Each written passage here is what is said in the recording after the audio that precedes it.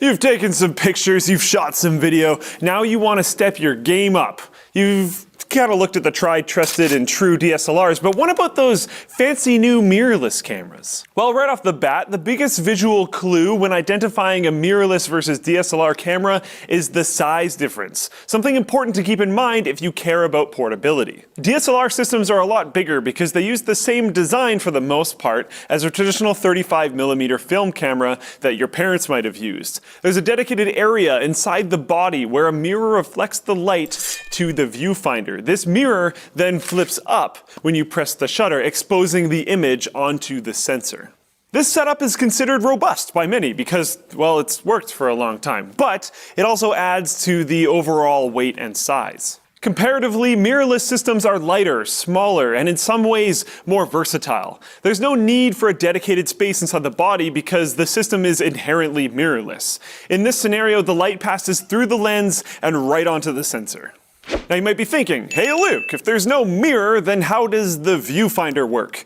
On a mirrorless system, the viewfinder is electronic and displays the image directly from the sensor compared to a traditional optical viewfinder of a DSLR. There are benefits to this. For instance, more information can be displayed, such as visual tools to help exposure, focus, and more, which are especially helpful for those that like to shoot video. But although electronic viewfinders are improving rapidly, they're still not perfect, and they're susceptible to things like lag or pixelation, which is why many still prefer seeing the real thing with the optical viewfinder of a DSLR rather than seeing a simulated image on the screen of a mirrorless camera. But outside the viewfinders, another important consideration is lenses. Different lenses provide many different types of functionality, almost to the point where they're like apps for your phone. Kinda, if you want to look at it that way. For now, history is on the side with DSLRs. There are a plethora of lenses available to buy, but mirrorless systems offer incredibly small and light lenses, which are further cut downs on bulk.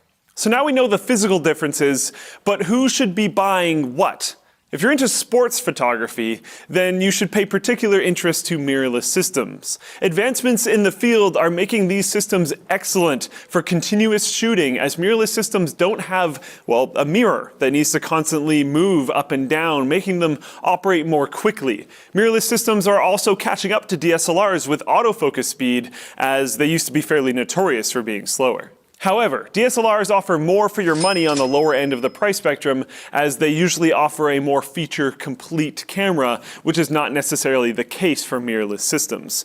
Mirrorless cameras tend to be more compact, but miss out on features such as a viewfinder, leaving you to rely on the screen on the back of the camera at the lower price bracket. But whatever you want to go with, camera tech is moving incredibly fast, and more advanced features are trickling down into both lower price ranges and smaller camera bodies. So maybe it will soon again make sense for more people to carry around both a smartphone and a separate camera around, or they can just use like that yellow Batman utility belt in the meantime. I don't know. FreshBooks is on a mission to make freelancers less stressed and more organized through their easy-to-use tool for crafting and sending professional invoices in seconds. FreshBooks also helps you track your hours, so when it comes time to create that invoice, you know exactly what you did, when you did it, and who you did it for. You can even accept deposits through their platform, so your work is paid for on your schedule. They also have a tool to manage your expense reports. Their mobile app lets you take a picture of your receipt and pretty much just handles the rest. Getting started on FreshBooks is extremely simple, even if you're not a numbers person. Actually, especially if you're not a numbers person. You can try FreshBooks for free for 30 days by going to freshbooks.com/techquickie and entering TechQuickie in the How Did You Hear About Us section. Let's experiment a little bit here. Instead of liking the video if you like it and disliking the video if you disliked it, like the video if you're still sticking with DSLRs.